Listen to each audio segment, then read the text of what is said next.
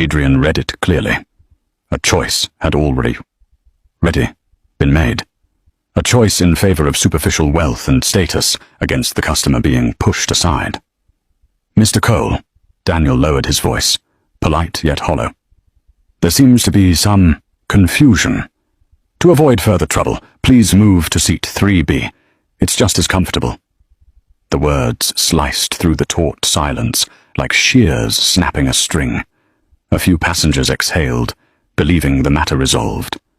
Margaret smiled in triumph, stroking her little dog, as though soothing the prize she was certain was hers. But Adrian did not move. He raised his head, his eyes blazing like forged steel.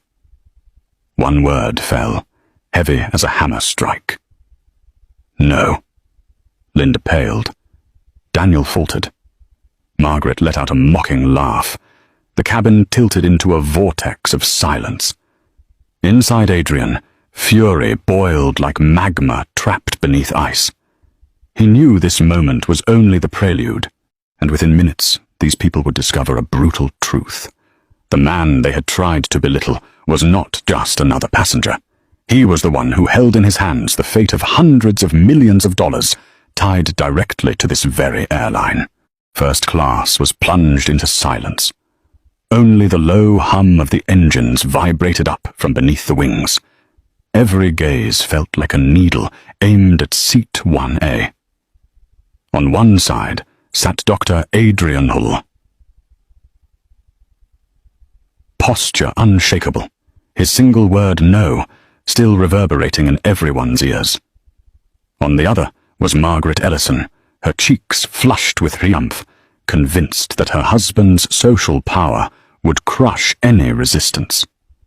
Chief Flight Attendant Linda Marsh gripped her serving tray. Her face flushed red.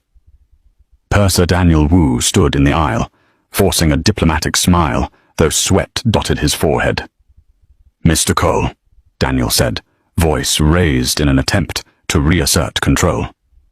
"I am the highest authority in this cabin.